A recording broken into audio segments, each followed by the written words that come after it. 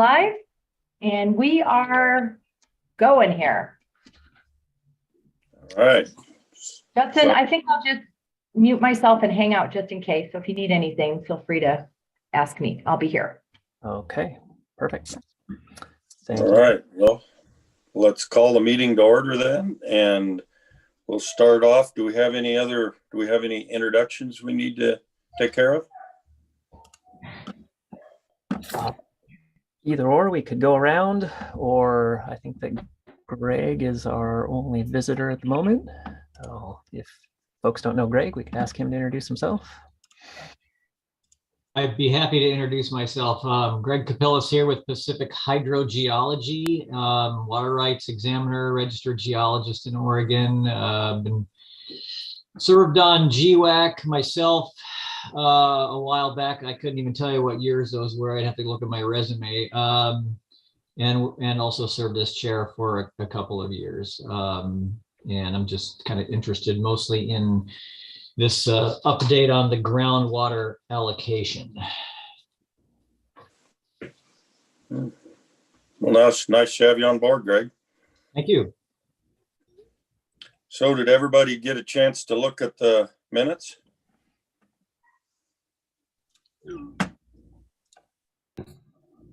If so, I'd entertain a motion. Make a motion to approve the minutes. Accept them. I'll move that we. Oh, go ahead. I guess we'll take Mark's, and Marshall, you're the second. Sounds good. Yeah, I'll second. Any other discussion? All in favor? Aye. Aye. Aye. Any opposed?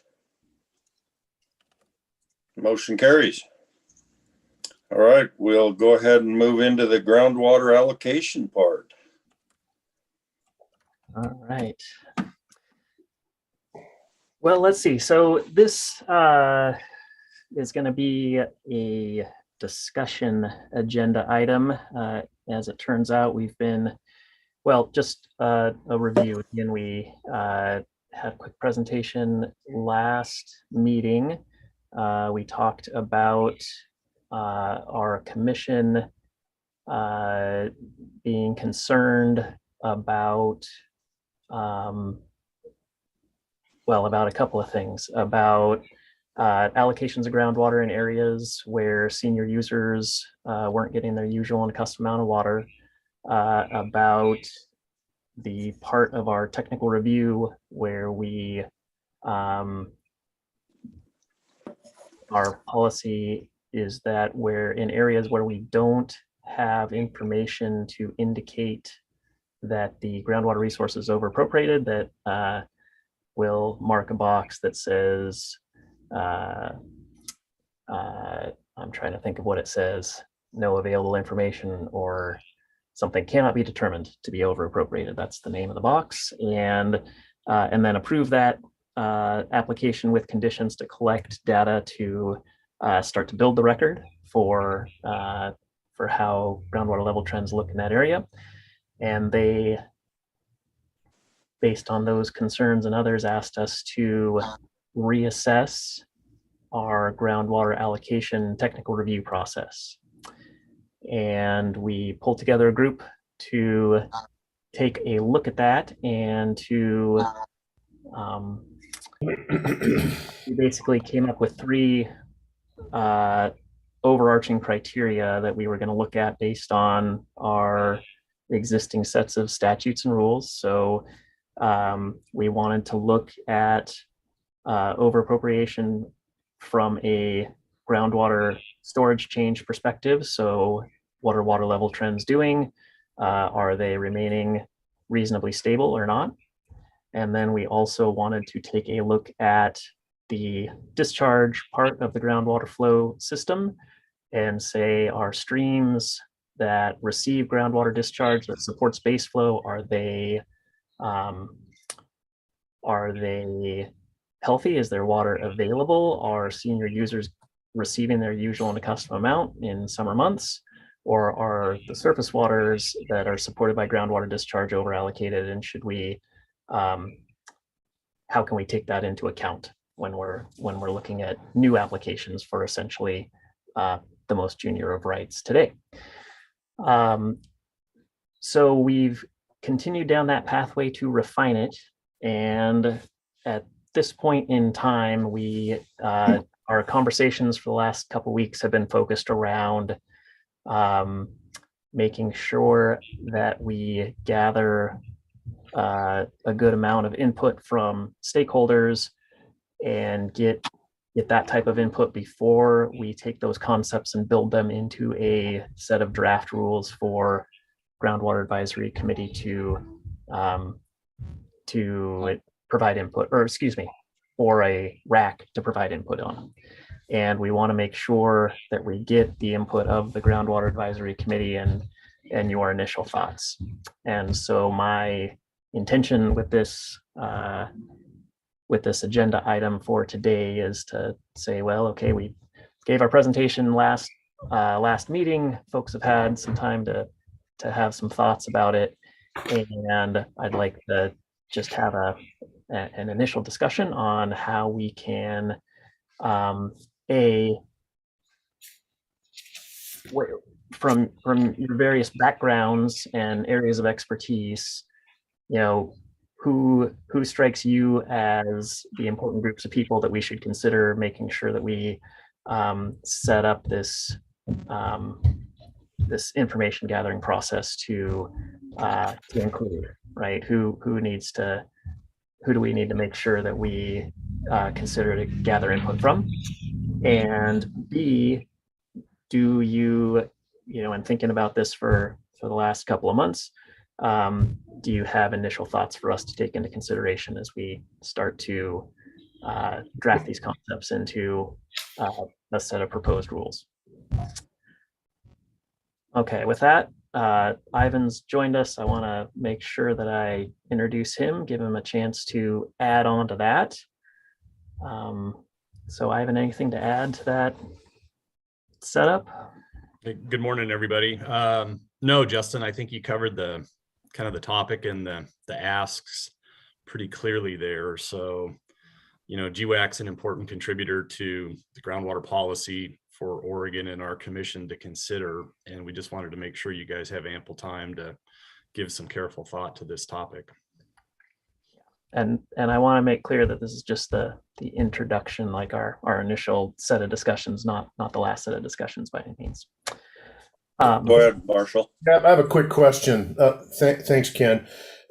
Justin, you mentioned 3 things you were considering when you launched into this, and I kind of heard 2. I heard over appropriation as sort of indicated by change in storage, and I heard that you were looking at the discharge part of the groundwater flow system and impact on stream flow, and particularly as it affects senior appropriators. What was the third one? I'm sorry. So that one I had 2. No, that's okay. That last one's a two-part system. Okay. So we want to look both at the water availability reporting system, or WARS as it's known in the acronym. So that's basically our surface water availability model statewide. And in addition, we want to look at our regulation history from the Water Master Corps and make sure that we both know what our modeled water availability is in these streams, and also what our on the ground regulation history is. So we know if we're regulating back senior users, then we know that there's a water availability issue there. So gotcha. Thank you. Yeah.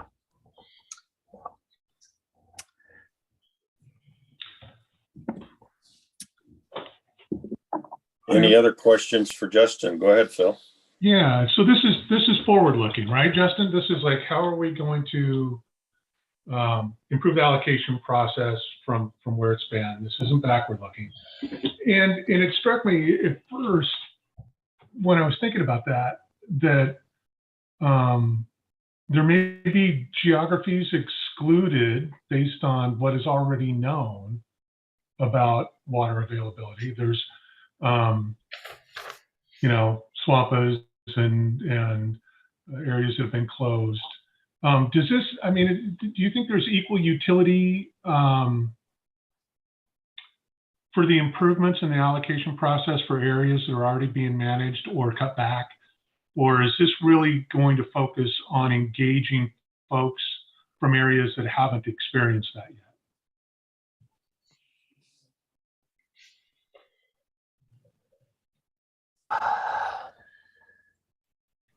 So if I understand what you're saying correctly, you're saying, do we want to talk with folks that have already had some experience and can give us feedback on their past experience with our groundwater admin areas?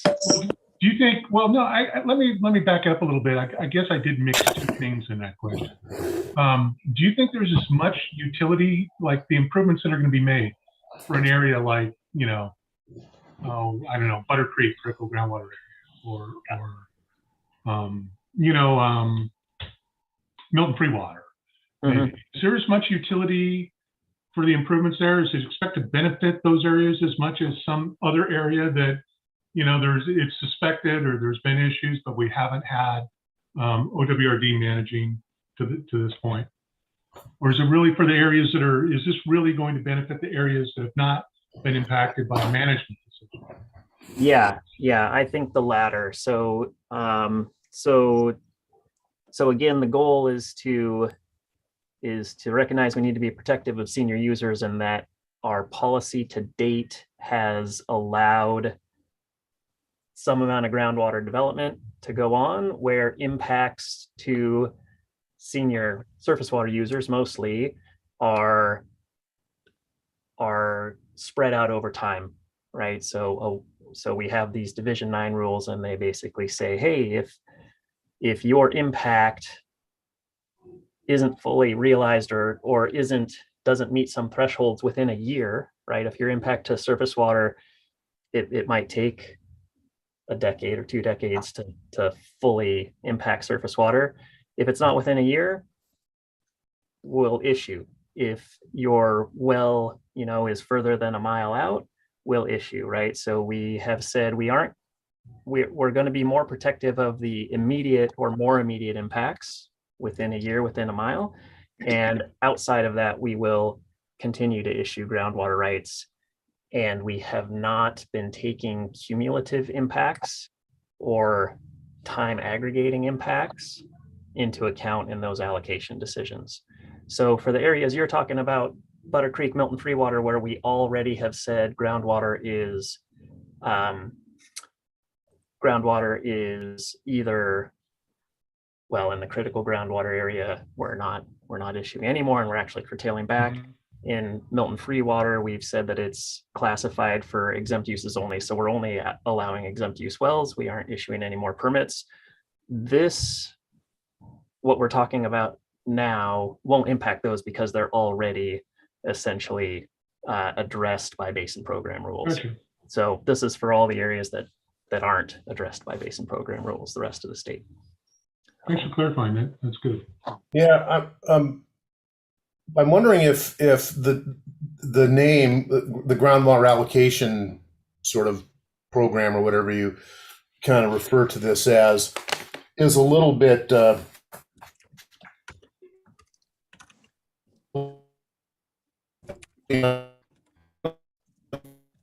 You froze on us, Marshall.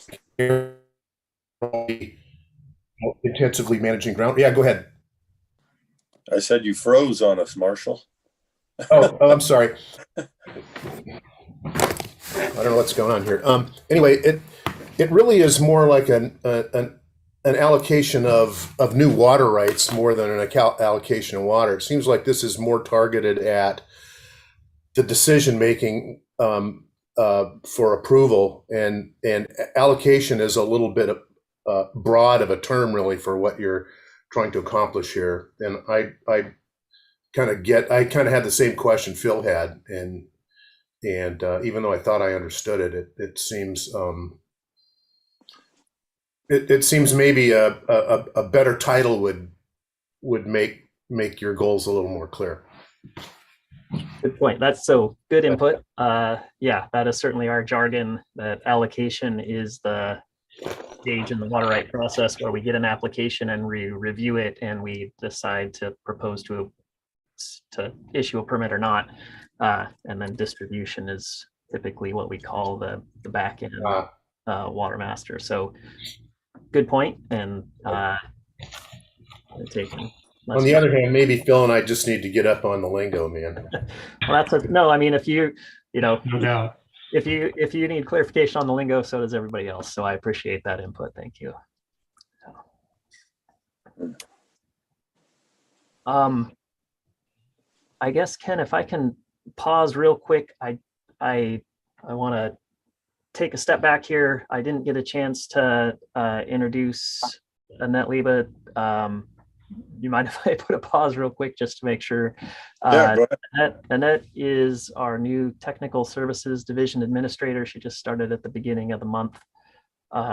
So this was Brenda Bateman's position from way back when, just to put that into perspective. So wanted to make sure that I introduced Annette and made sure folks knew who she was here. Annette. Nice to meet you.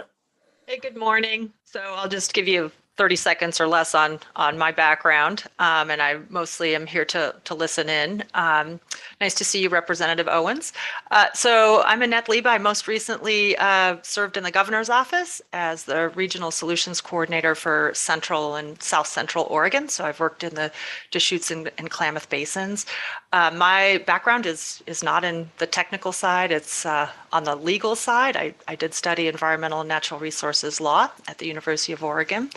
And with that, thank you, Justin. Appreciate being here and appreciate the opportunity to listen in on this really important work. Okay. Ken, So any other questions for Justin then? I have a few comments, maybe Ken. Go ahead, Mark. Thanks. So I think this concept that the commission is working through now is a continuation of some of the conversations we had in 2018, 2019, when we started talking about the amount of permits that the department had approved by checking the box that they could not make a determination if water was available or not. So somewhere around 89% of the total groundwater permits that were approved in 2017, the department checked that box, whether water was available or not. That trend has ebbed and flowed a little bit through 2021, but not much. A majority of the permits, that the groundwater permits the state is still approving, comes with a checkbox whether water can be made available or not, or proven water available or not. Malia? We know 52% of the state does not have the data available to make the determination if water is available or not. We know 80% of the permits that have been approved in the last 10 years have come from areas where we already have a groundwater issue. To me, House Bill 2018 came from some of those conversations we had here as a GWAC, trying to make sure that every basin has the understanding and knowledge whether they can meet current demand or whether they're over appropriate or not. That is a 6-year process that Justin hopefully can give us an update on sometime today, that every basin will have the information to understand what water budget it looks like in their basin and what has been allocated. I am fearful that we're going to find a lot of basins are over allocated, period, and we're still approving water. So I am very supportive of the commission trying to figure out how they can slow this process down, because what we're doing right now, in my opinion, is not working. The biggest threat, I believe, to social, ecological, and economic water is the continued overappropriation of the resource. There are some, I believe, that believe Western water law is the purpose to overappropriate and reel back in. Hey, we're past that stage in my mind. Putting water to beneficial use previously was a great thing. It's what built our rural economies, Ken, yours and mine. It's what we've gone to building farms and ranches. But now I think we've flipped in the state, or at least the majority of the state.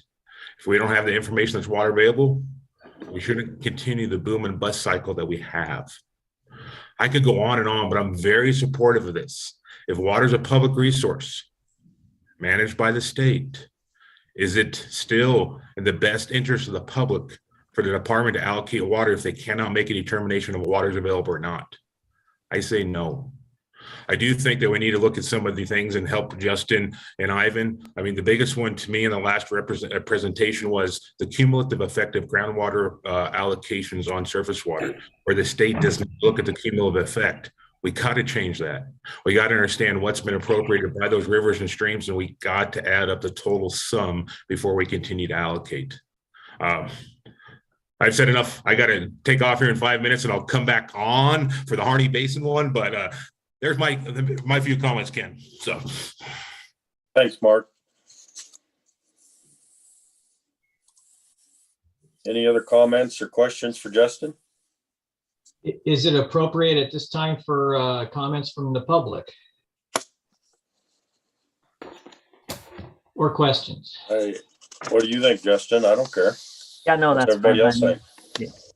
Okay, yeah, I just have a few questions. Thank you, Chair Maston. You mentioned this groundwater allocation team, a team of staff. Would it be possible for us to find out who's on that team? Sure.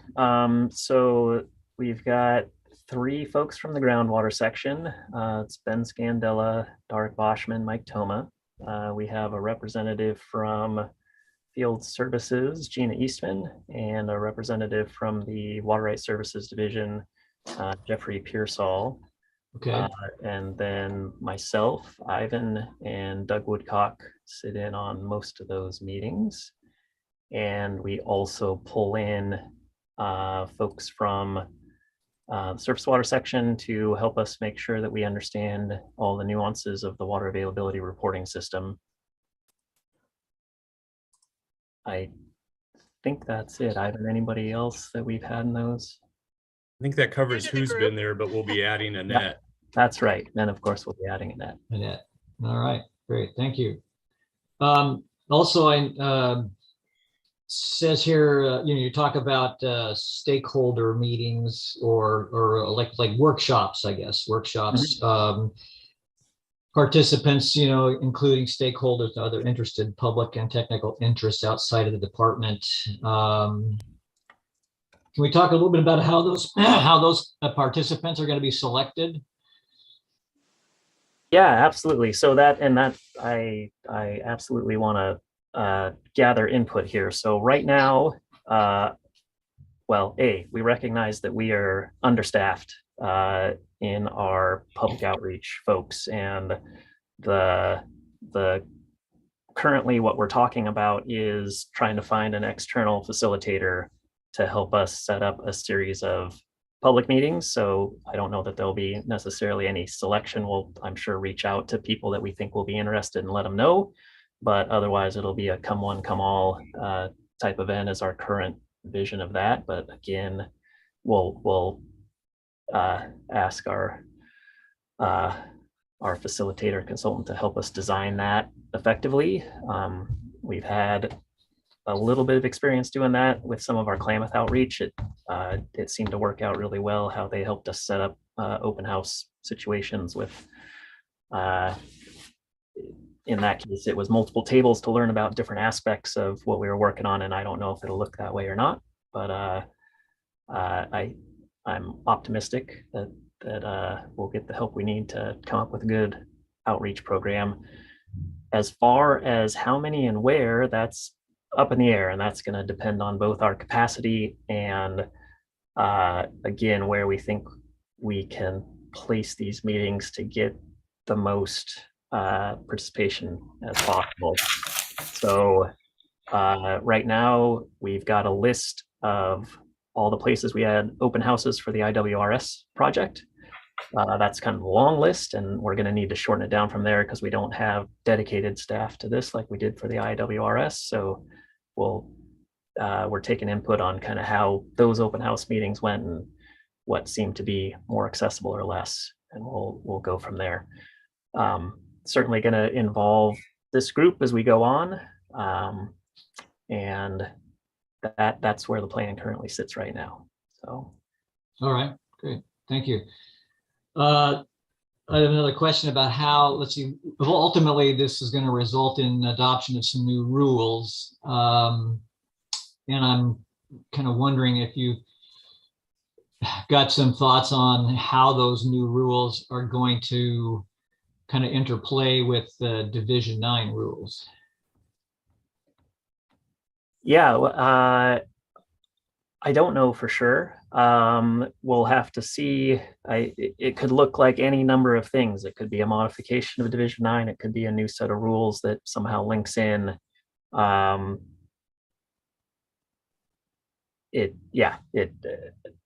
That is to be determined. That's what we're working on, is how do we take these concepts of we want to be protective of the senior user and make sure that the process we're going through currently under Division 9 and all the policy that's been bolted onto that over the years, how do we make that work for senior users? Because we've been using Division 9 for 30-ish years now.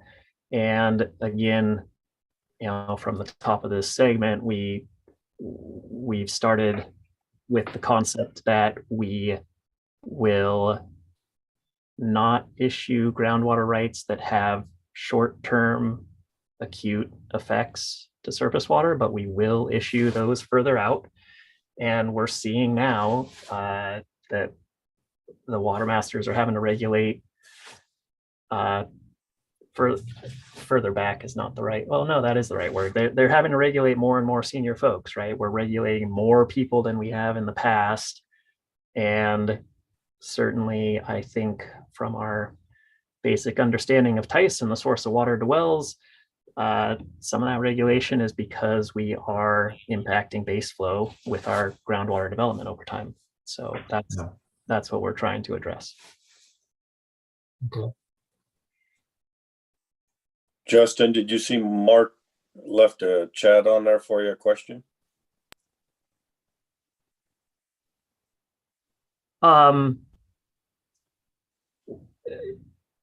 Yeah,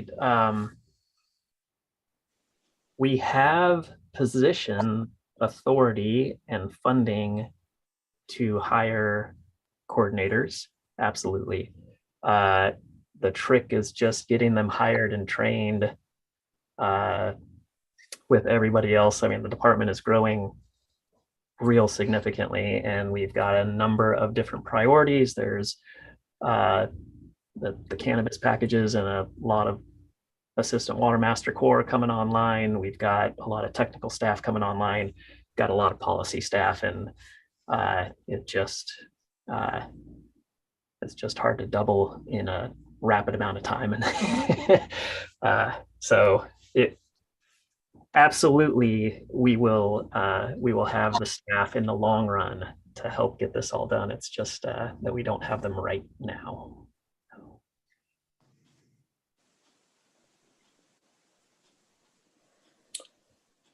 So any other questions or comments for Justin?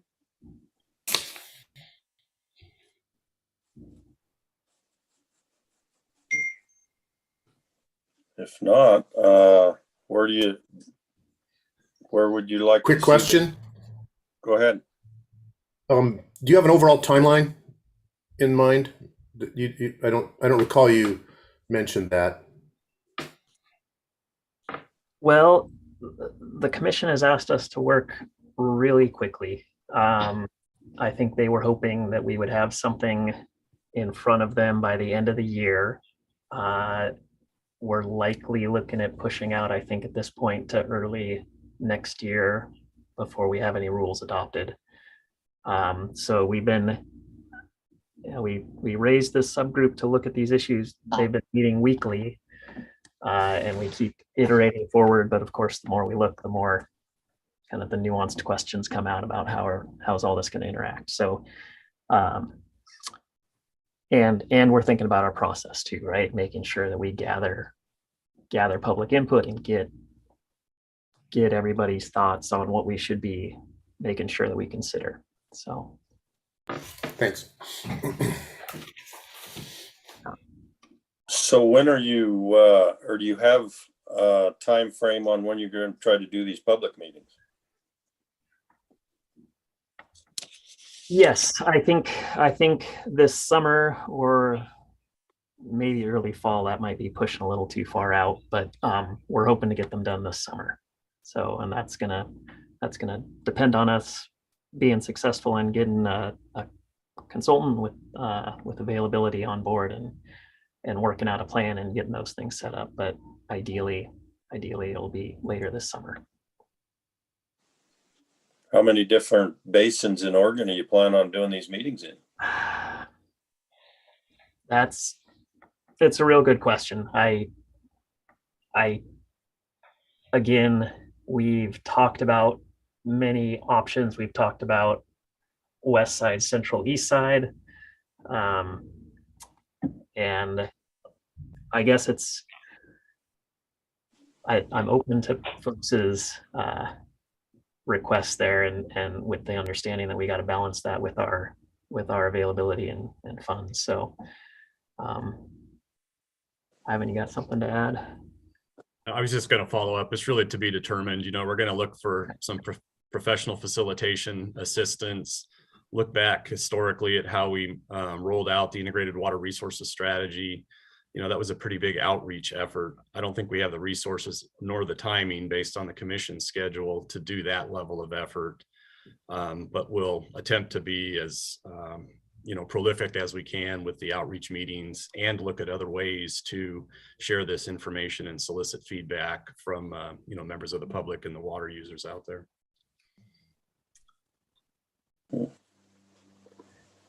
I'd like to make I guess a few more comments if I could. I mean, I got a lot of thoughts here and some sort of things that are sort of burning in my brain, and I'm just not quite sure if I should keep my mouth shut or if I should sort of I don't know. I have some comments, I guess, about all this that I'd like to share with the committee here, or with GWAC members. My experiences as a water rights examiner, of course, I'm representing water users, and so it's kind of been my job to try to do everything I can, working within the rules to help my clients get new water rights and do other things so that they can maintain their water rights, make changes to them, etc. And I've been doing this for over 20 years, and I've seen the department go through a lot of changes, but throughout that entire time period, we've been working with the Division 9 rules, and I've always kind of had a love-hate relationship with those rules. On one hand, they do allow us to help our clients get new water rights, because the rules do provide, under certain conditions, for people to get new groundwater permits still. Whereas, you look to Washington and they basically shut it down completely. And I also go out, I don't personally so much anymore. I have a staff that does this, but, we measure water levels for our water right clients every year as part of their permit conditions. So, personally, and I look at the data. If I'm not even measuring the water levels myself, I see the data and I see how water levels are changing. And so I recognize that in some areas, we are seeing, these kind of constant declines year after year. In other areas, we're not. Other areas, they seem to fully be recharging every year. I think I've gained a certain understanding and feel, and I'm also a hydrogeologist. I have a technical background in hydrogeology, master's degree in it, as a matter of fact. And so, I do have quite a bit of understanding, I think, about, things that are going on. And I guess I'm concerned about this. I'm concerned, I'll try to wrap this up. I'm concerned that the department, I guess I want to just caution the department doesn't overreact to pressure from the public, because, I know the department's gotten hammered, by various articles and so forth in the news, draining Oregon, and the Oregonian comes to mind, and I think that was one of the greatest examples of yellow journalism that I've ever seen. And I'm concerned the department, I just want to make caution, I guess, the department to overreact to public pressure. I think we have to acknowledge that there's, we got to be careful about how we manage the resource. But I think there are a lot of areas where we still have ample groundwater And if properly managed, I think we can continue to develop resources in places, and other places, we probably shouldn't be. And that's the challenge, is figuring out where we can and where we should, or where we shouldn't and where we still can. Division 9 rules are a very blunt instrument, and I don't think they've really served us that well to that end. And so in some case, in some respects, I'm concerned about what's coming up. In other sense, I'm kind of excited about it, because I think it provides us an opportunity maybe to step outside of, how we've been operating, and maybe get a little more creative and find better ways to manage the resource. But I guess my biggest concern is that if we could go down a certain path, and this is kind of my prediction, is that by the time we end up with rules on this, we're going to essentially shut down new groundwater permits throughout most of the state. And I think that maybe we will have gone too, if that's the case, we will have gone too far for many areas in the state. And that's basically, I guess, what I needed to get off my chest, and provide some thoughts for the members of GWAC, to consider.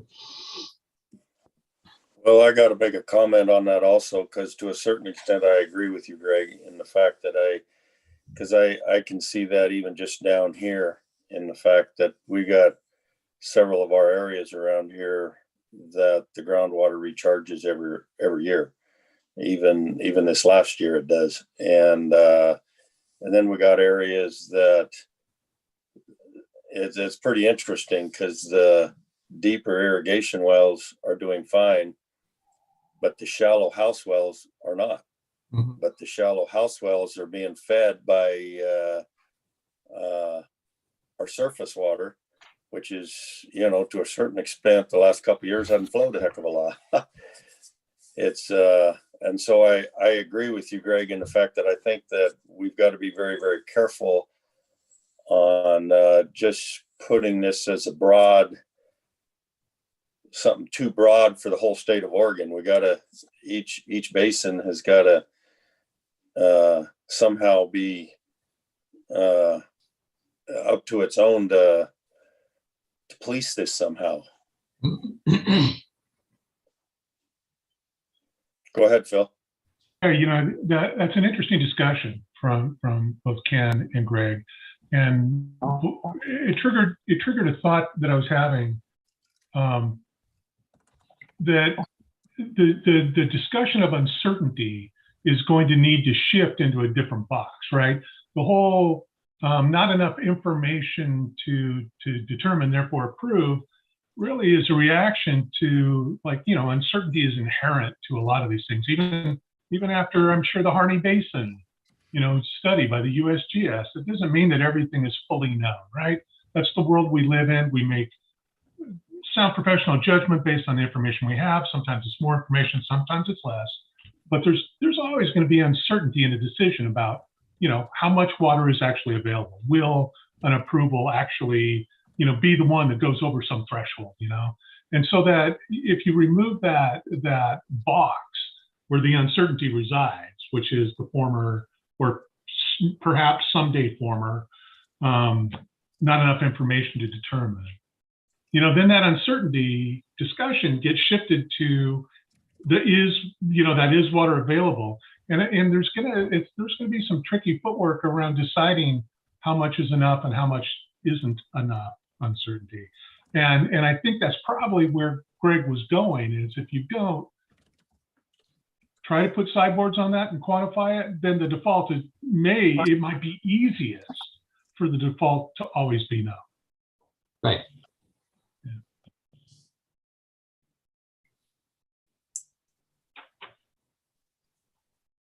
Any other comments or questions for Justin?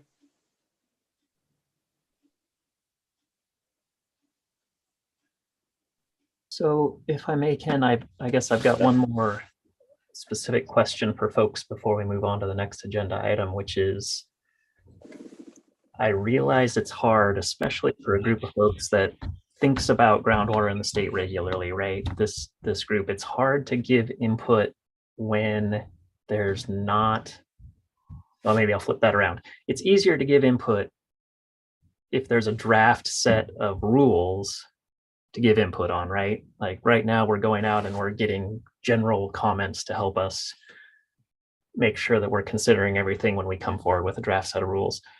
I feel like it's going to be even tougher in an open house situation.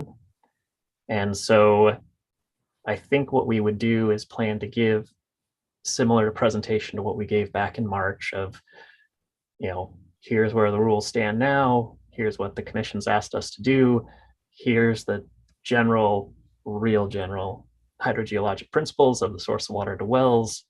Here are 3 aspects we're looking at for, is water available, right? Is dynamic storage relatively stable, and or if it's stable and it's a throughput system, how is the termination of the groundwater system, how's the discharge area looking?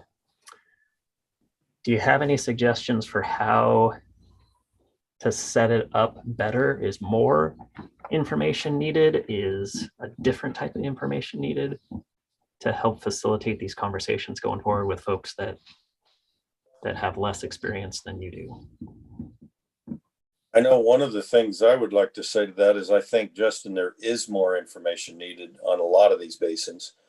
And I think somehow you've got to get some local people down here that do know some of this information. You've got to get them on some committees or something and get them to help you out, because I'm pretty sure every one of these basins have those people.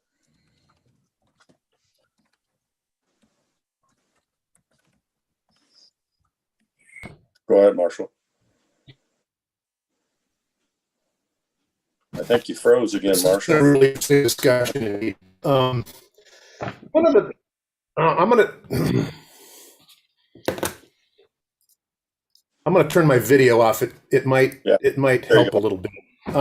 Yeah, this is a really interesting discussion, and one of the and Phil brought up the question of uncertainty. And that's really what it gets down to. We have these complex natural systems with a limited ability to really understand.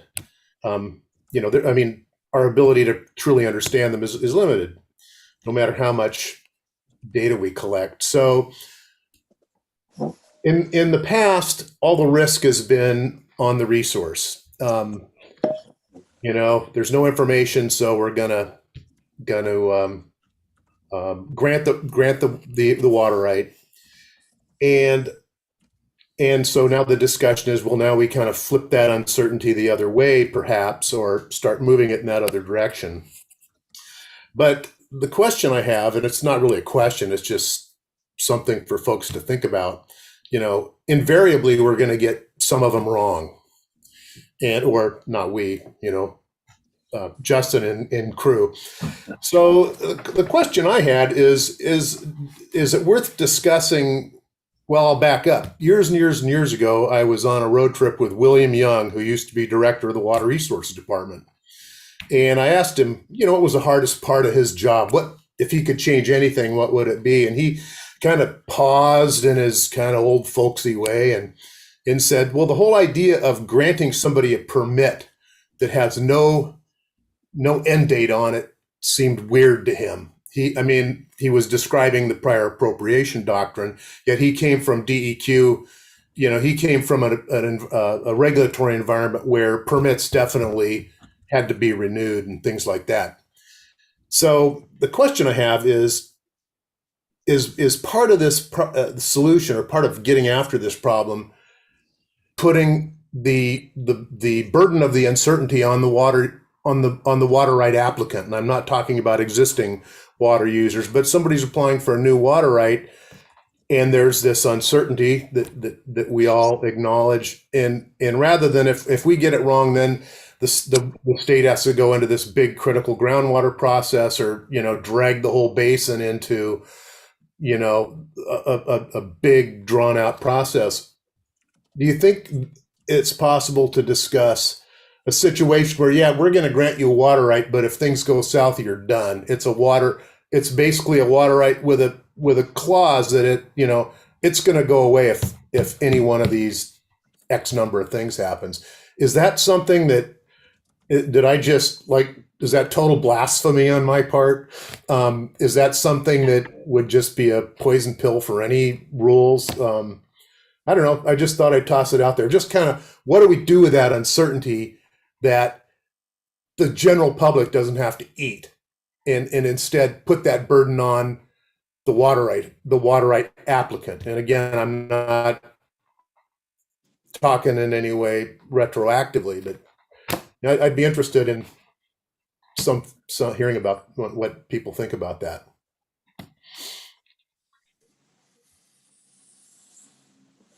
That is a very interesting idea, Marshall, if you want my opinion on it. And I, to a certain extent, I felt that was already basically kind of in place. I really did.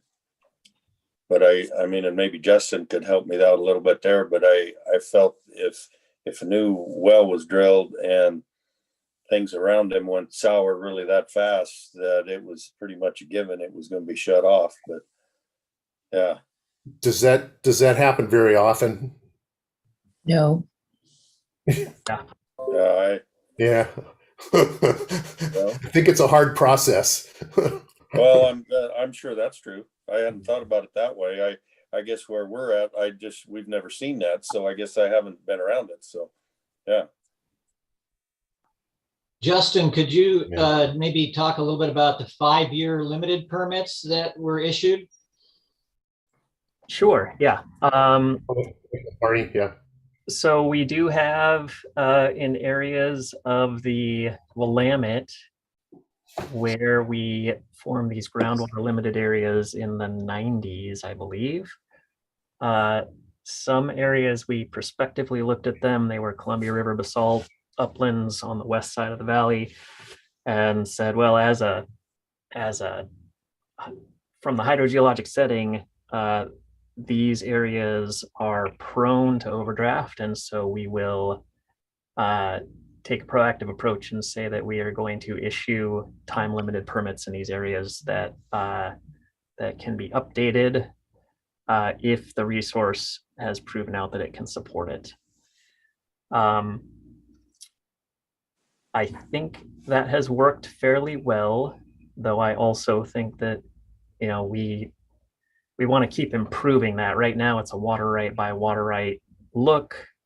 There's a lot of process involved with it, which is fine. As we build up our staff levels, our plan is to look at those areas as a whole, to look at the Aola Hills groundwater limited area, take a broad look, what are water levels doing across the whole area, and as a class, can we take these 5-year permits and forward them another 5 years? So that's a model that we have in place that appears to be working well. Just would need to make sure that we build in the staff support to, it creates a review process, right? So you need to have the staff in place to do those reviews. And if we do that statewide, we'll need the commensurate number of staff. That could work out really well. I'll also say to your comment, Marshall, that again, since, I don't know, late 90s, early 2000s, most water rights have had a clause in them. You need to measure your water level, your spring static water level, and if we see declines of X amount of feet, then you need to reduce your use until the water levels come back up. And it's been a mixed bag on our ability to enforce that over time. So water rights are looked at as property rights, and I think we would need different statutes in place, I think, to make that effective. Not impossible, not something that we can't look at and take into account for sure. Thanks. Yeah. Yep.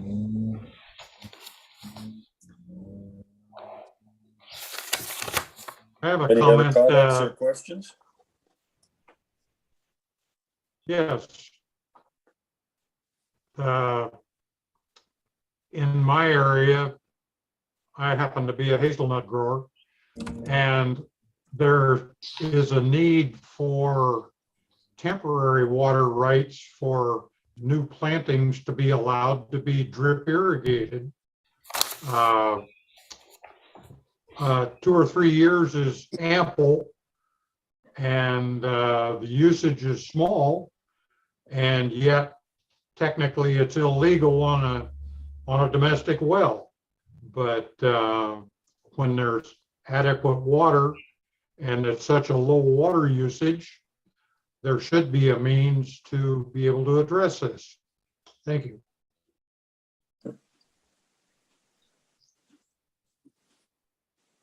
I Yeah. could probably go in several places, Justin, just thinking about something like that, how. Yep. Yeah, no, and that I think builds on Greg's comment earlier. So Richard happens to be in the Cooper Mountain critical area, which has a different set of rules than all the limited different classification of areas that pretty much surround that. Again, in these areas where we issue 5-year permits, we do require drip irrigation or equally efficient, I think, in many of these areas. And so yeah, it's just a matter of rules and boundaries and past uses and what's been happening. But understood and noted the desire for some amount of short-term crop establishment process. Well, you know, and that's that option is available with a limited license. And you know, and the department actually we used to issue limited licenses in areas where they wouldn't be able to issue a permanent water right permit. But it just seems that in the last several years, they've kind of gone more to saying, well, we look at Division 9 rules, we wouldn't be able to issue a permanent permit, so we can't issue a limited license either. Is that a correct understanding of what's, where we're going with this, Justin?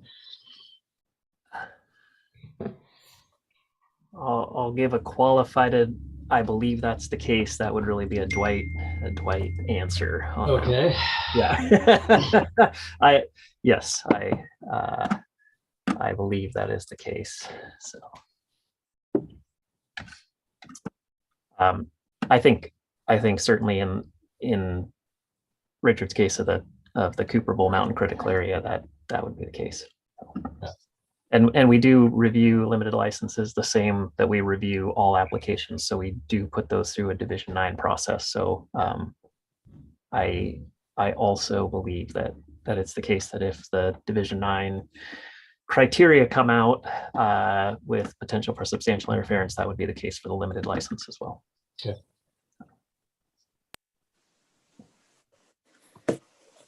So any other questions or comments for Justin? So Ken, sorry I missed the discussion. I did have somebody watching the feed and texted me as I was on the other Zoom, and great conversation. I'm going to go back and listen to it. I do think it needs to be on basin by basin as we establish whether water is available.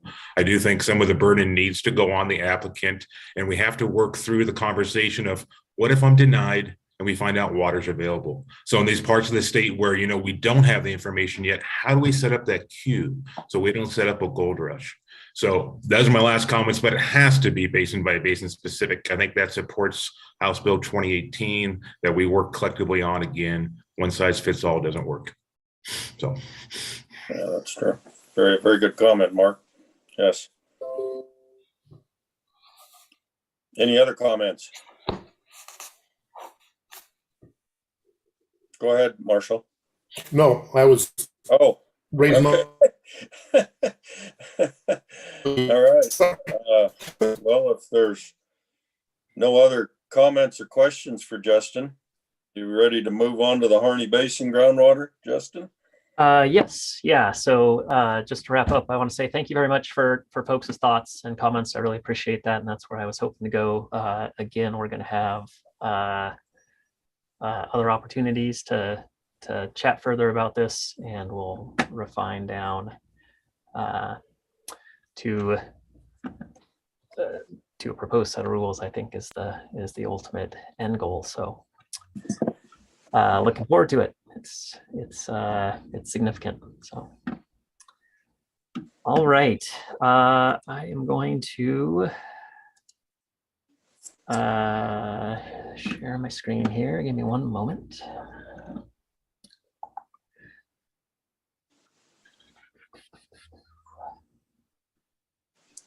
Boy, there it is.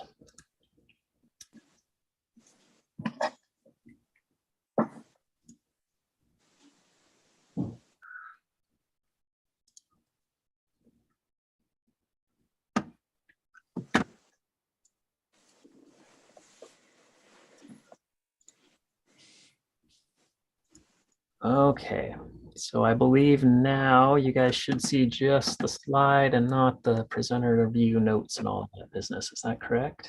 Yep, looks good. Okay, great. Okay, so well, first of all, I'll just start out by saying, since our last meeting, USGS has published the 2 reports that describe the 4 or 5 years that's gone on in Harney Basin. We're excited to have those out and available. Links were in the staff report that I sent out with the agenda.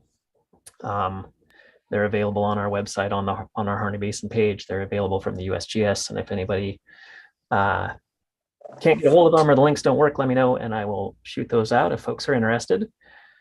I want to give a real high level summary of what we've learned. So I'm not going to go into, the report said this and the report said that.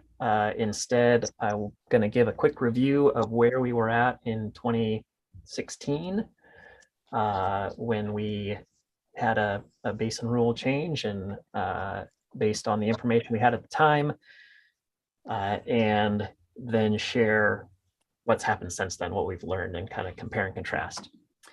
I want to say right up front, I'm presenting this, but the work was done by many, many others. So we had a team of scientists at the USGS, team of scientists from the department. They did all this work. I'm just sharing it with folks. So I want to make sure that I acknowledge all the work done by our technical staff.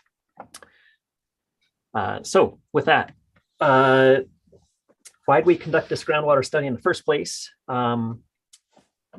We had quite a few concerns about declining water levels across the Harney Basin. Again, back in 2015-16, there was there'd been a couple significant increases in irrigated agricultural land, but we were kind of in the middle of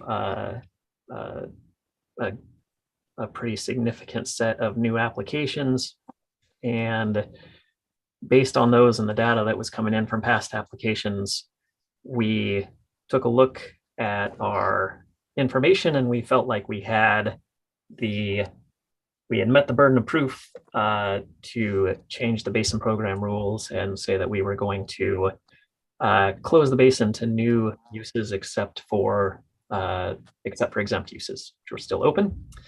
As we were going through the rulemaking, there was interest from the basin stakeholders to collect more information and refine our understanding prior to further action with rules, and we agreed to do that and wrote those into the Division 512 rules that we were going to conduct this basin study. The objectives at the time that we started were to, overall develop a commonly accepted understanding of the basin that we could all agree on. And so we had a number of technical objectives that fit underneath that. We wanted to make sure that we gathered all the existing data into one place We wanted to identify where we had gaps spatially, temporally, and we wanted to collect new data to better define the system where we had those gaps. We wanted to develop a detailed water budget. We were working off a 1968 budget that the GS had put together statewide at the time. And we also wanted to develop an improved conceptual model of the whole flow system. Hey, Justin, if I could interrupt for just a second, somebody needs to mute their mic. Go ahead. Okay. So again, just want to make sure that I acknowledge that this study was, it was a cooperative study primarily between Water Resources and the USGS. We also had local involvement through a groundwater study advisory committee that met quarterly with the technical team to make sure that we gathered all the information that folks had that lived in the basin. We also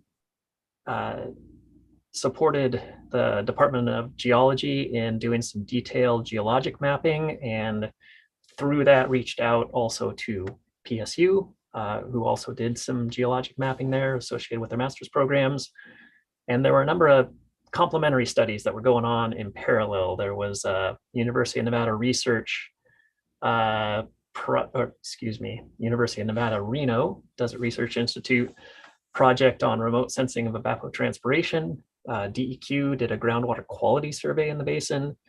The Nature Conservancy contracted a groundwater dependent ecosystem study. And then I'd already mentioned PSU here.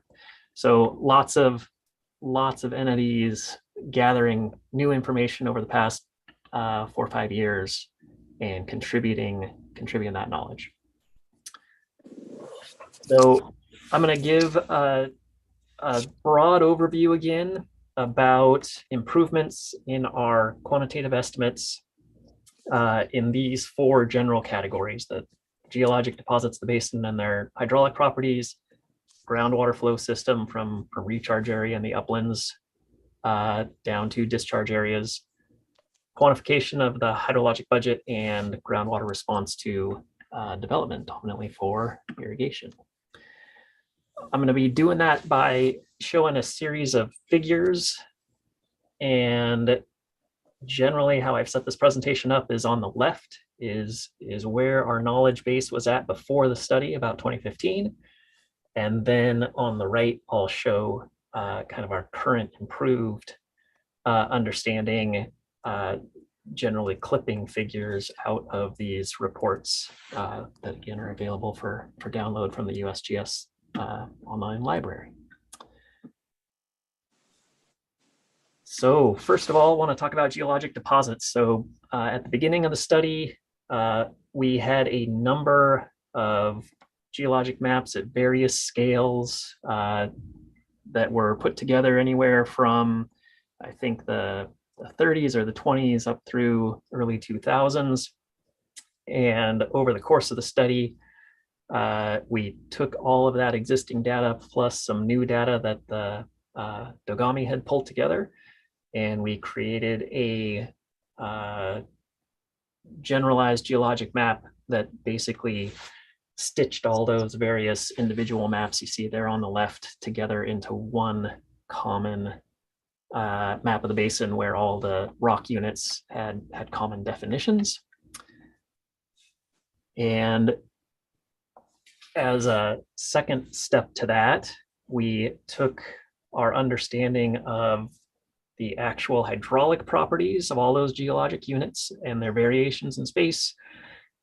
We grouped those into hydrogeologic units, or units that transmit water similarly. And we built, again, a common understanding, mapped that out in a contiguous map for the whole basin, and assigned based on pumping test information from all these points that you can kind of see here in the background, assigned average hydraulic properties that allow us to calculate or estimate future impacts from pumping wells with better site-specific or site-adjacent data. So we went from kind of rough book values again that folks had pulled together relatively recently and really put together information based on site-specific testing. And so we then took that improved geologic and hydrogeologic understanding as well as water level measurements throughout the basin to develop a better understanding of our groundwater flow systems. We put together a series of cross sections in many parts of the basin to show flow in the cross-sectional dimension, the Z direction, I guess. As well as you can see kind of this back map, we had a number of large plates where we mapped out horizontal flow in map view. And I will show those a little bit better here in a few slides. And as far as hydrologic budget goes, we took a relatively simple model that we started with at the beginning, where essentially we had kind of generalized inflow and outflow, and we added a lot more components to the budget. So we basically just refined and got into a lot more detail on all of the inputs, the outputs, and the flow or transport directions.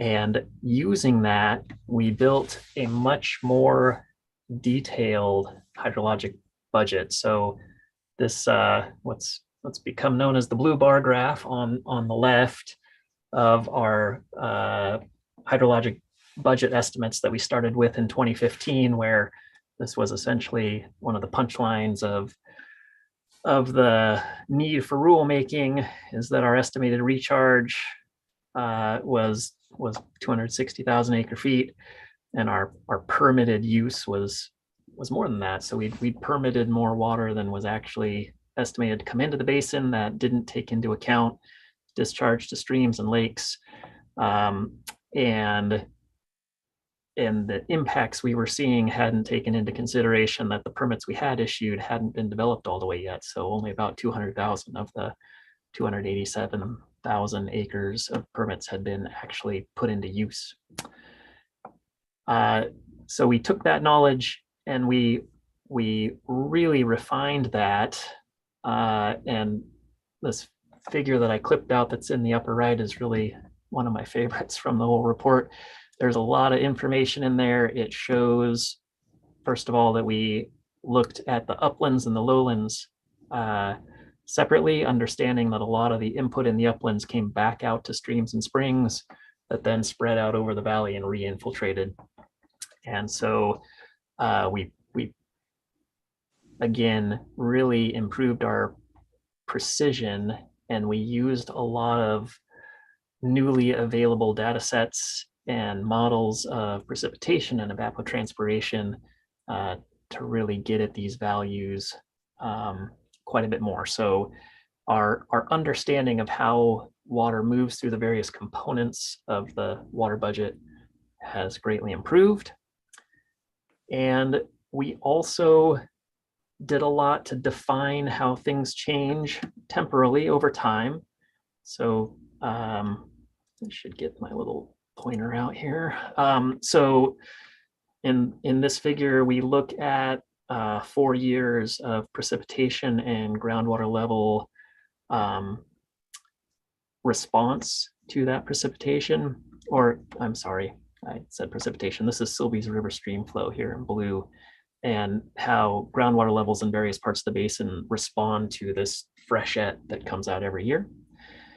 And we also better defined where that surface water that came out of the uplands and down onto the lowlands, where was that actually spreading out over the lowlands and infiltrating? So recharge to the lowlands, which is where the irrigation development is, isn't uniform, right? There are areas that get in green here, recharge from these streams coming out of the uplands, and there's some areas that are distant from the uplands that get a lot less recharge. So again, better understanding of the spatial and temporal distribution of recharge and other components of the hydrologic budget.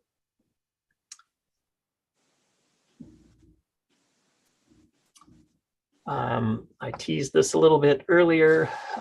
As far as response to development, we put together a couple basin-wide water table plots.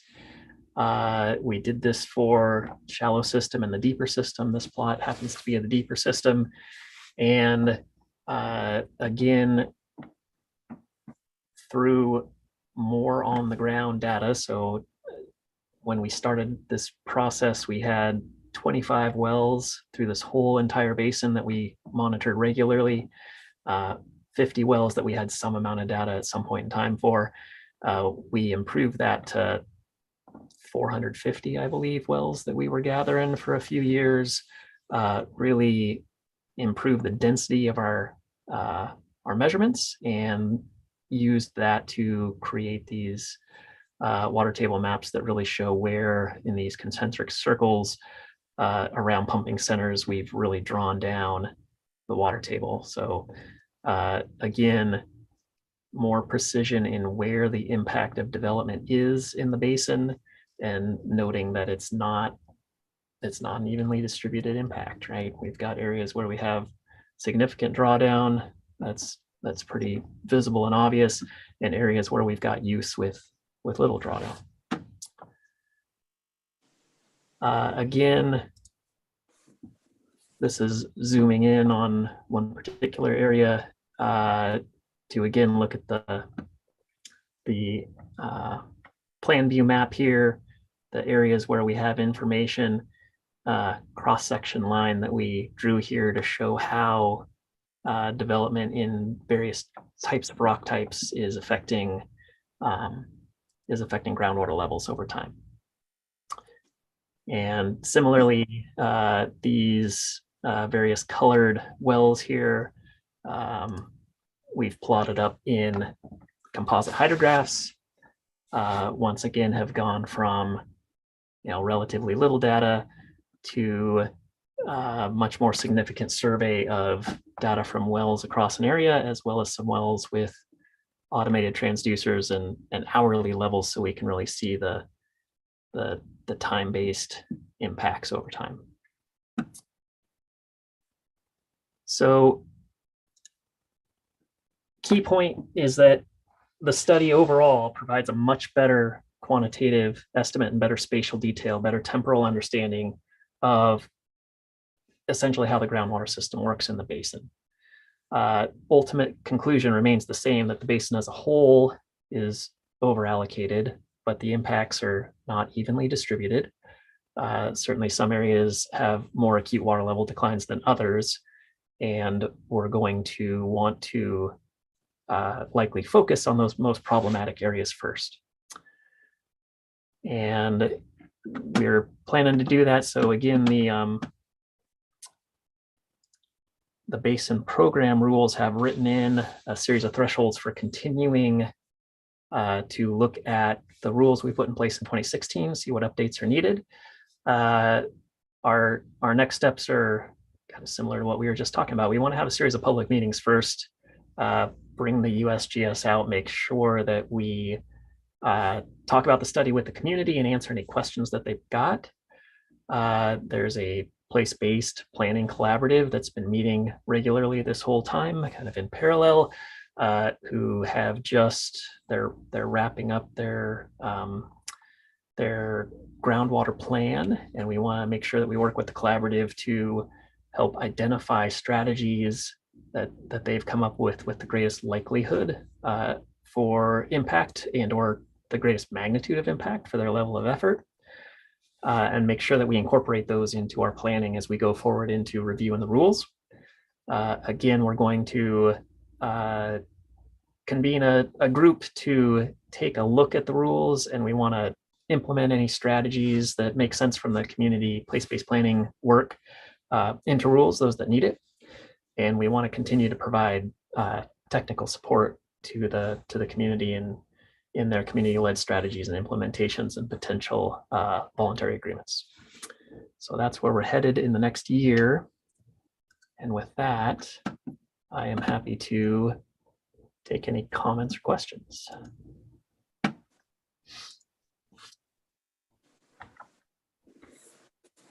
Go ahead, Phil. I had a question.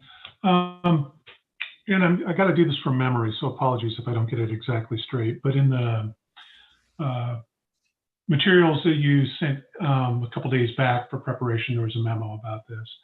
And it said that the department preferred not to initiate the RAC right now, proceed with some meetings, explore whether the rules needed adjustment in a broader sense.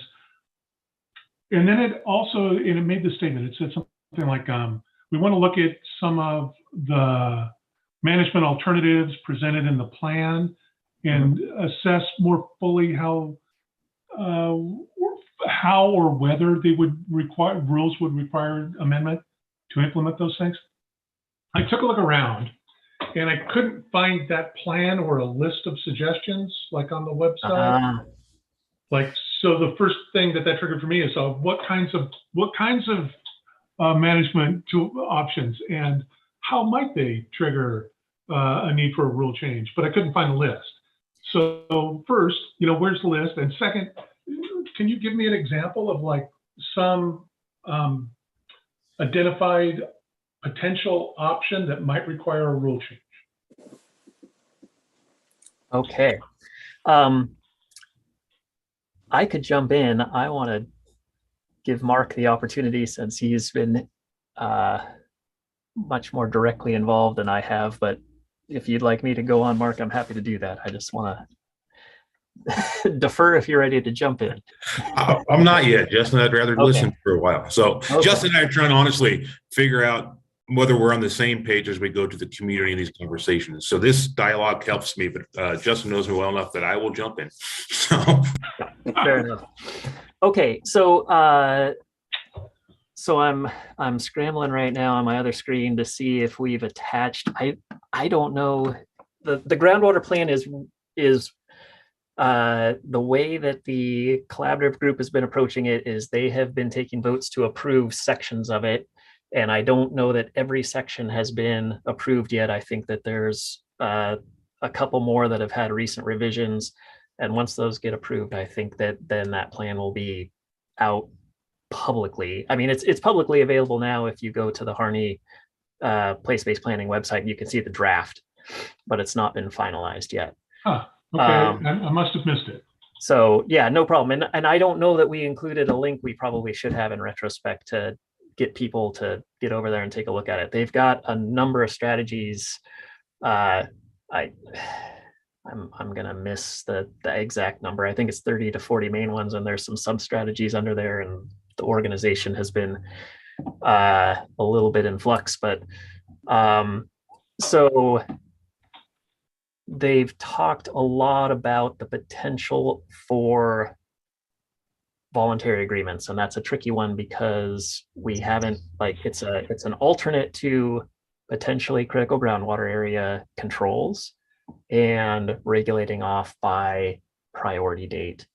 And over the years, they've had folks from other states come in and describe other types of plans from Nevada and California, and how folks have set up water markets, I guess would be the shorthand, trading schemes, allocation, or shared resource schemes.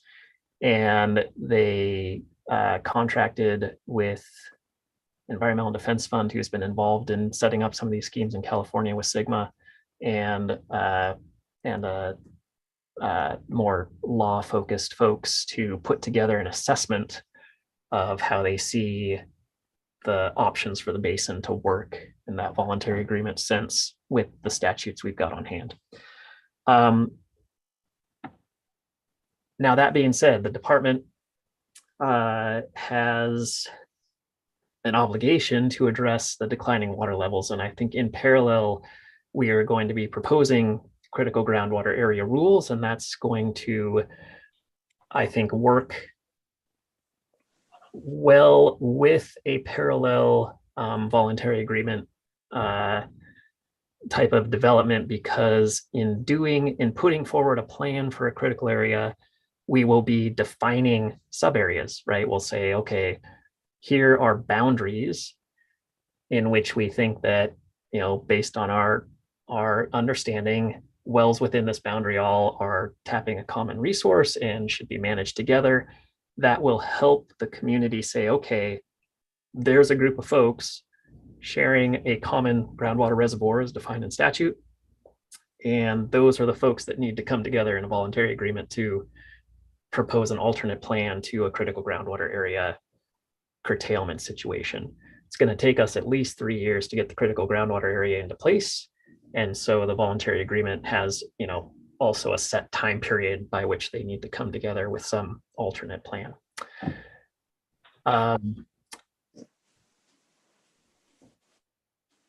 Other things that might happen, we might still take a look at the classification.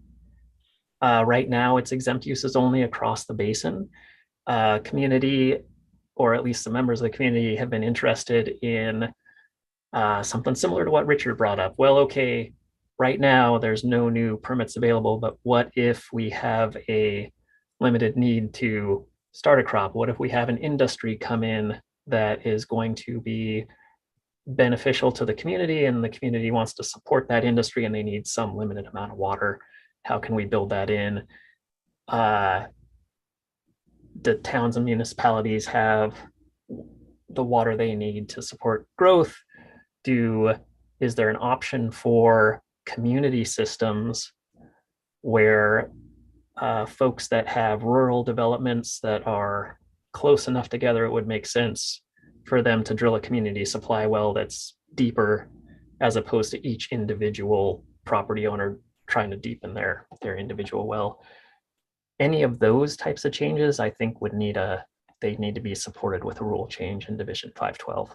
So none of those things are currently possible, but there's interest in building in. And it could also happen with a critical area similar to Butter Creek or Stage Gulch, for example, where those rules are written so that municipalities outside of prior appropriation are allocated water first. Schools have the ability to irrigate 10 acres, which is outside of the exempt use statute, but that was written into the rules. Those types of community priorities could be written into the rules to support that.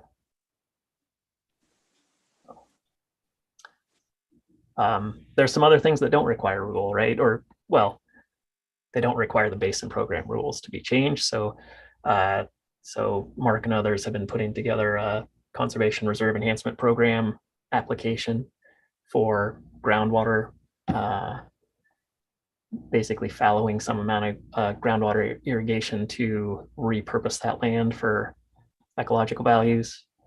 That's happening in parallel and outside of the rule process. I don't know. I'll look to Mark. I'm struggling to find more examples, or maybe that's enough examples.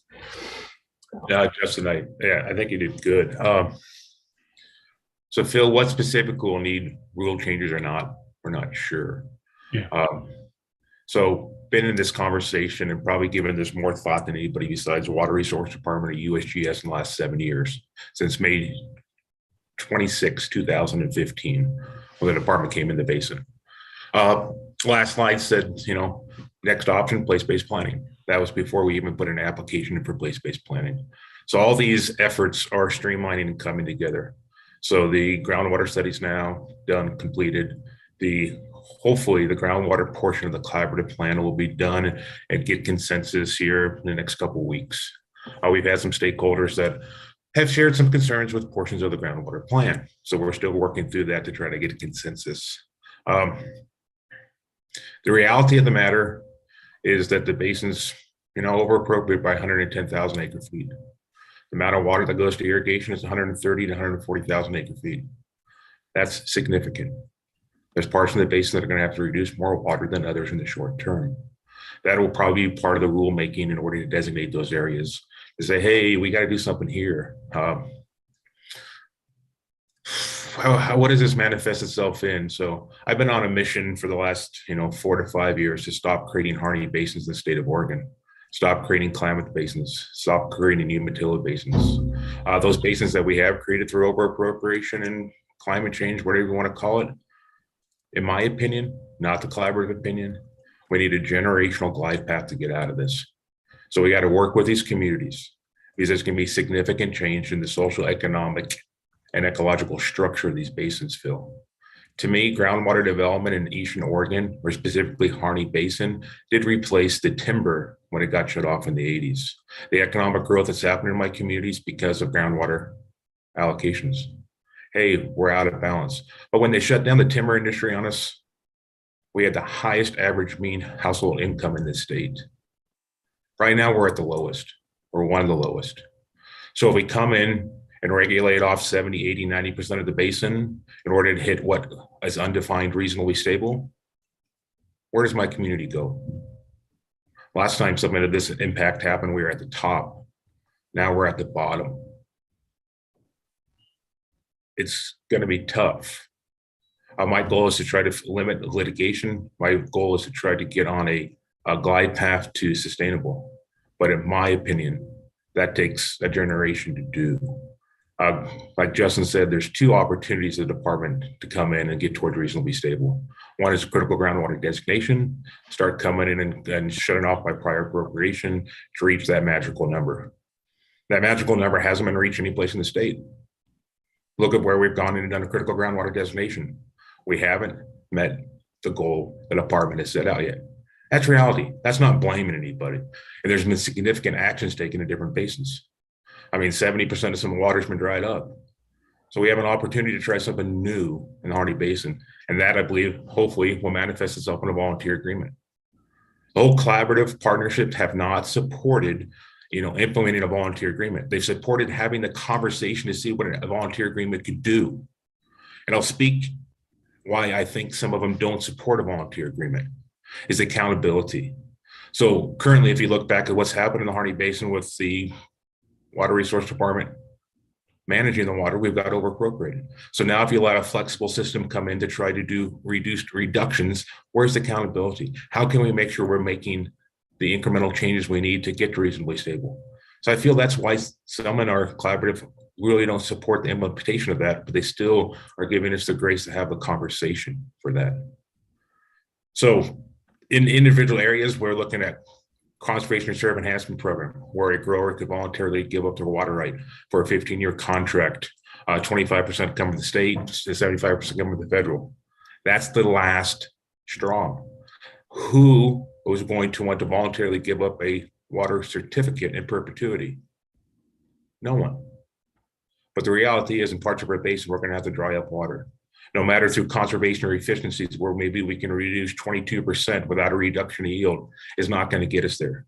Alternative crops is not going to get us there. A water market share with the declining allocation will get us there. But with the declining allocation, some water is going to have to be dried up eventually.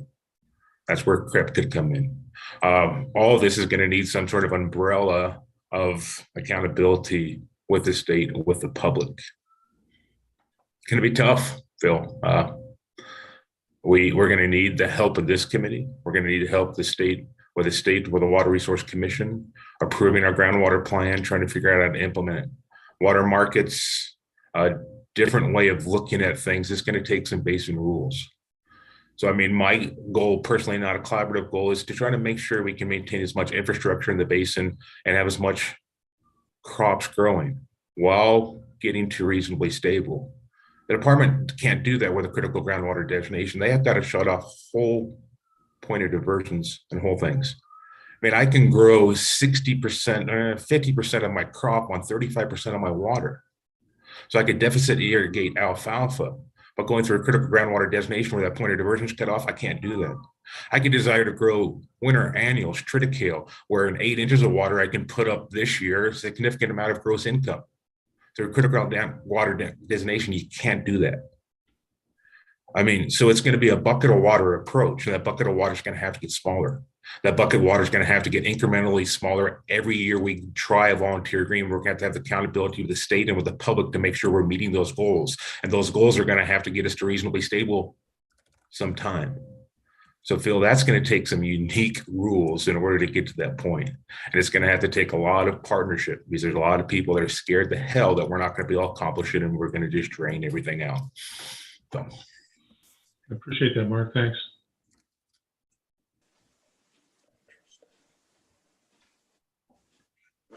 Any comments or questions?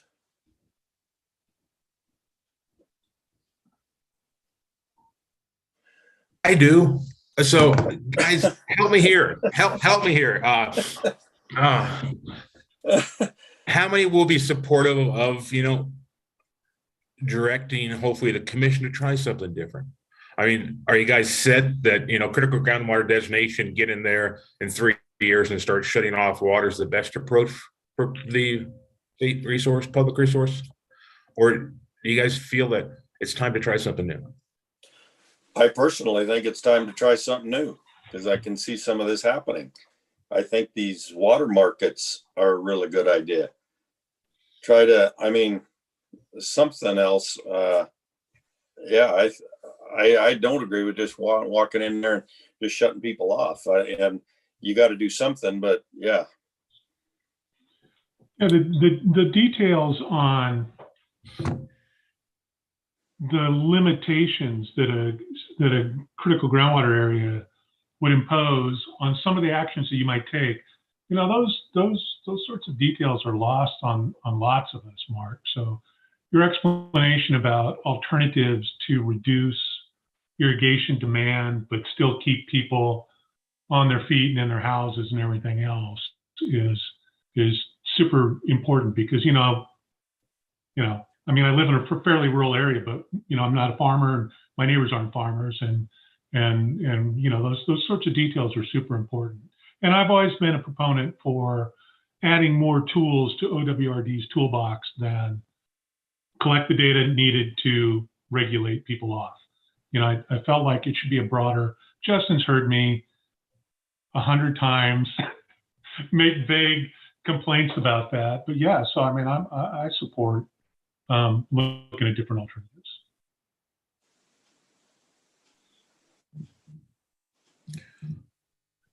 Go ahead, Marshall. Yeah, I definitely agree with you, Mark, and Phil. And I also, appreciate the broad view that you take. And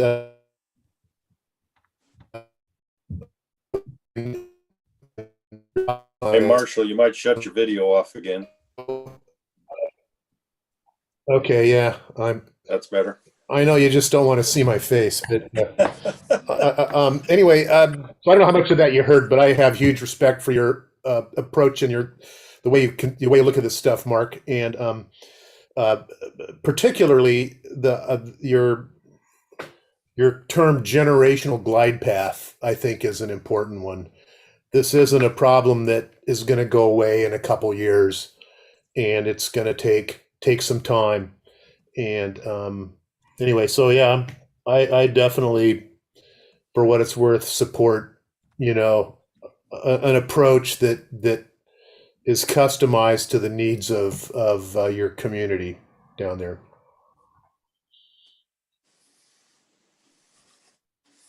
Any other comments or questions? Go ahead, Mark. Two last things. So some of my domestic users are very concerned at what a generation glide path will mean to their potable water. Just put that out there. Some of them feel that it's an injustice that occurred and needs to be corrected quickly. So we're still working through with them. Some of our ecological partners still, the time frame, we're having those slots. One thing I'll show, and I think Ken will appreciate this, and Marshall. So the groundwater study's out. The next step, I think Justin and I both agree on, is getting back with the Groundwater Study Advisory Committee and seeing if there's ownership and trust in that study. If there's not ownership and trust in the study, going to the next step is going to be very tough. These people are going to start litigating immediately. I believe the study's well. I believe the study's there. But if we look at, percent decline per year over the next 10 years, or the next 5 years, and we can start recording what we've done above ground and align it with a numerical model that's supposed to come out, and we can start showing whether the study's correct or not. I feel that the above ground changes will manifest itself in the below ground. So we can start to build, more trust, or even bring questions up to where we need to refine that study. But to me, that's also important in having that percent decline for the next 10 years for the whole community, especially those that make the living on it, to understand that the actions we do above ground are being represented by the study. To me, that's key too. So thanks. Very good. Any other comments or questions?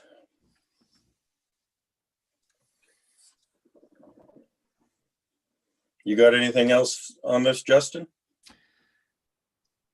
No, I do not. Stay tuned. We're going into the policy phase of the discussion, and there'll be lots more for you guys to provide input on. Sounds good. Okay, I guess we'll move on then to the committee member updates. Anybody got anything they want to talk about?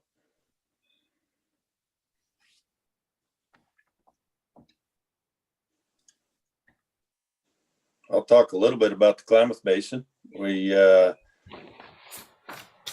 It's been very interesting this year. It's there's still some water flowing in the irrigation ditches. Hopefully they'll be able to keep that flowing for a certain amount of time.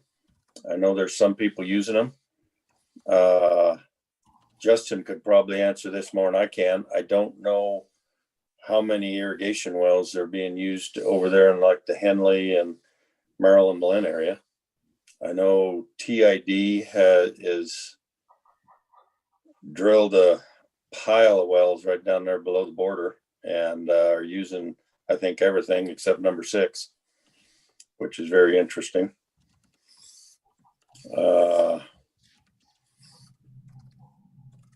The one thing, and maybe Justin can answer this, I was going to go get some names and go talk to people and find out where we have water in the canal system, how many of these shallow wells have started producing water again. And I think that'd be very interesting to know if you don't know, Justin. Yeah, well, I personally don't know. I would need to check in with Danny, the water master, and see if they've got folks out. I know that we just hired 2 summer interns out at OIT that we're going to train up later this week, put water level meters in their hands and get them out monitoring impacts to wells over the summer. They're also going to be helping out with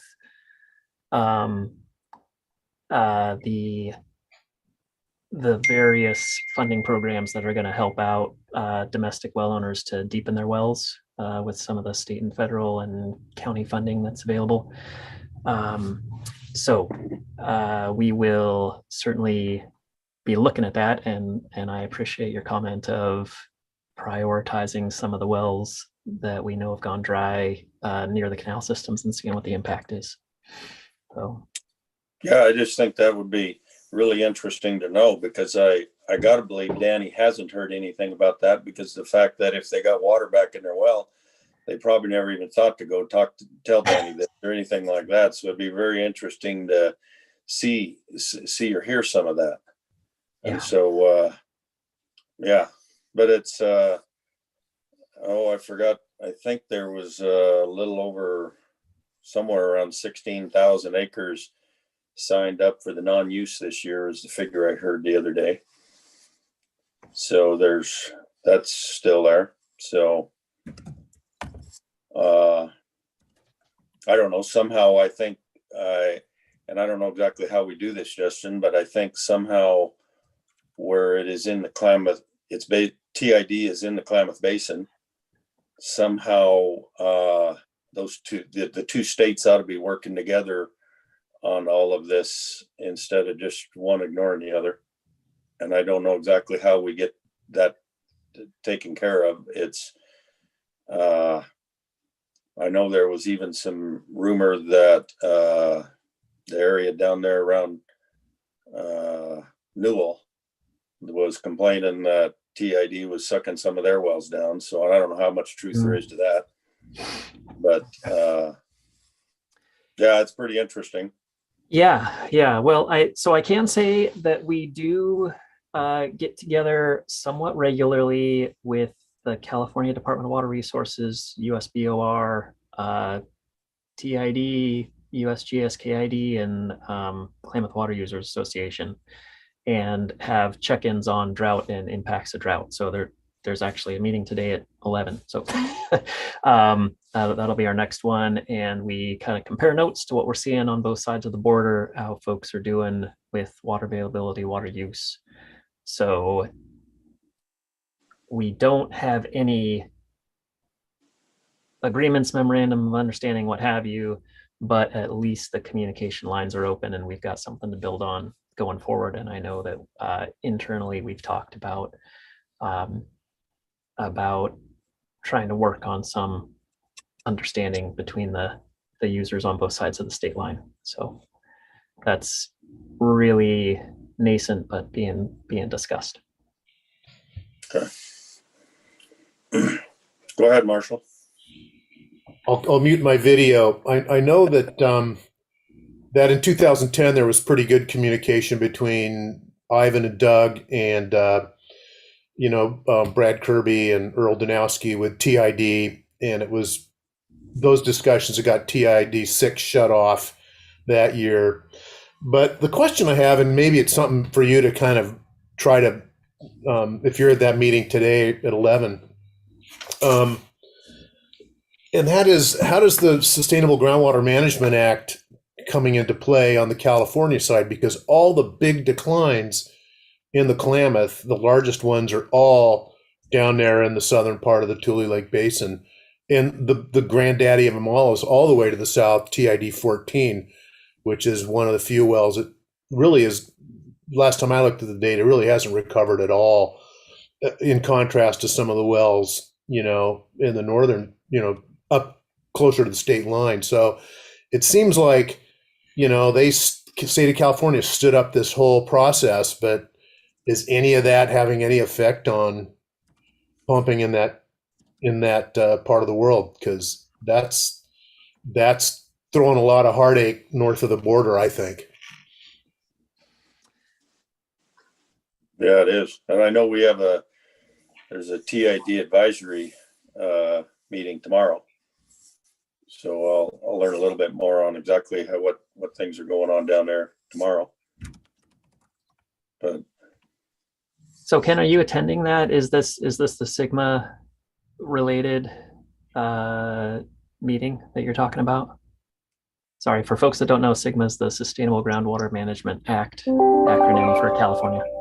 I believe so, and I'm on that advisory committee. So okay. I try to attend. I missed a couple of them here, but I try to go to all the meetings because I'm on that advisory committee. Okay. Okay. So, yeah. Cool. Yeah, that'll be great. I might give you a call after that to find out what you heard instead of waiting for the minutes to come out. I see that's only an in-person one, and it didn't look like there was an opportunity to listen in from afar. So be curious. I know that water levels are on the agenda, as is some of the California Governor Newsom's executive orders and how to respond to that, but it looked like a good agenda. So yeah, no, it should be very interesting. So it would be interesting to for one way or another, either as an individual or a group of individuals or even as a committee, to kind of maybe sometime get kind of an update of what they're thinking, and particularly as their management affects things north of the border. If you remember, you might, if there's minutes or some public information that comes out of those discussions that the rest of us could take a look at online, I'd be really interested in seeing how they're approaching management in that basin on the California side for the Sure. long term. I'll try to- What's their intergenerational glide path look like? Yeah, I'll try to take notes and try to get you some info. Yeah, or just send me a link or something, or through Yeah. through Justin. Go, Phil. You're muted, Phil. This question for Justin. Hey, so Justin, you're tracking the stuff in the Klamath and, the Tule Lake irrigation district and stuff. And you're also involved in Walla Walla, where you guys are working with ecology on water resource management issues in the Walla Walla Basin. Is there a difference in attitude between Washington State and California and how they approach cross-boundary water management issues?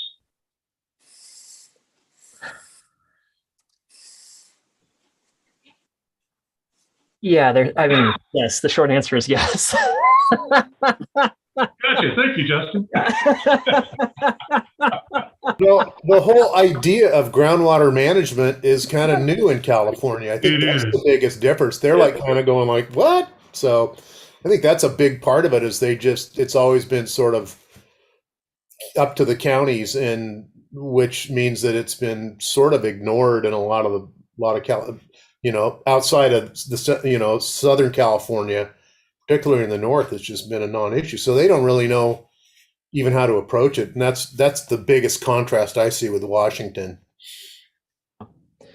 It's interesting just in the context of our past discussion, the California model and how it's working. I think maybe we should take a closer look at that, because they are on a generational glide path, right? Sigma says you must be sustainable in some period of time, and that period of time is 20 years for, I think, what they term a medium or high priority basin, and longer than that for their low priority basin. So they built in a system whereby there's the local control piece, right? So who gave a comment on that? I think it was Ken earlier, said, hey, basin by basin and some local control. So the Sigma program has that component, and it also has the longer planning period built in, and especially where it overlaps with Oregon interests, like in the Klamath Basin, might be a really good thing to take a look at and see what that leads to with their planning work. No, that is true. It was very interesting to listen to that and hear how they're letting the local group manage that. And they've got certain guidelines they got to follow. They've got a lot of wells they're monitoring all the time. And if there's too much drawdown on a certain time frame, they got to get something done. They got to do something. So it is very interesting.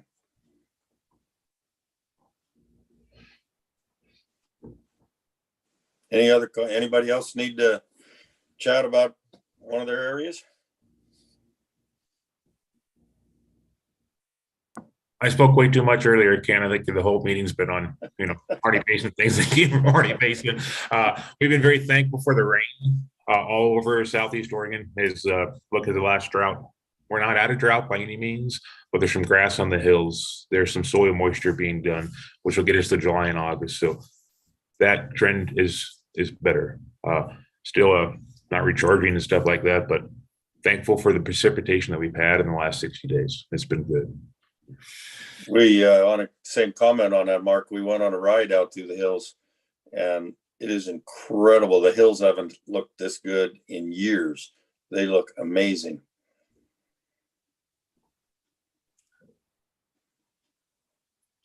Any other comments or questions? You got anything else on that, Justin? Or if not, we'll go to the public comment. That sounds good. I'll just put in really quick. I heard Mark ask for a House Bill 2018 statewide recharge update. We have recently, so the USGS has developed a detailed scope. We got them our detailed feedback. They are updating that. We've got a budget, we've got a schedule, we've got a plan to bring in folks from, we're really stressing the Oregon Water Science Center with all the work we're doing. So we're bringing in help from other water science centers, and we've got a plan for that. So we're almost to contracting. That's the update. So. Good. So is there any public comment from anyone? You got a better look at everybody than I do, Justin. Let me know if Greg is the only person here. I saw Marianne pop on and pop off, so I don't know if she's listening on YouTube and waiting to join again or not, but Greg's the only person if he's got anything additional. Yeah, I really have no other comments to make at this time. I appreciate the opportunity, though, to participate. Thank you very much. You bet. Well, all right. Is our next meeting is still the 30th of? I believe that's right. I'll look it up here real quick.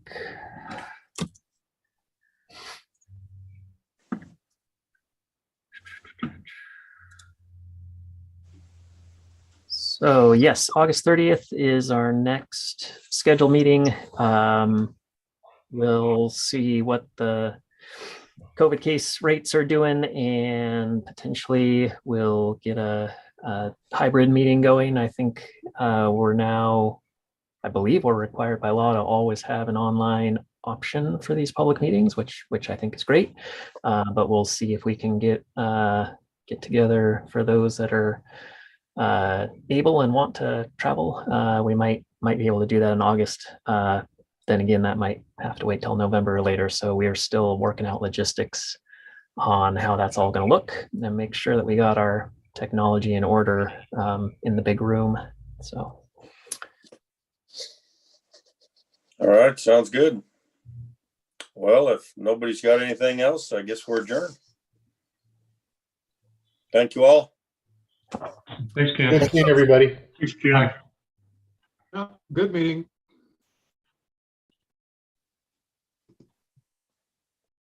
Justin, before you leave, may I be the host so I can stop the live stream and the recording? Thank you for catching me. Thanks. Yeah, and appreciate your help, Nirvana. Oh, sure. This is easy. I'm happy to help. Right, let me grab that.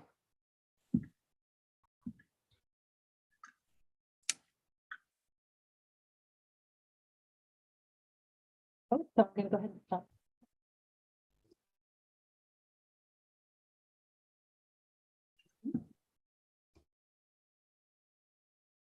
Okay, perfect. We are good to go. All right, thanks again, Nirvana and Carlos. Richard and Floyd, thank you. If you got anything before we go, I'll close it out.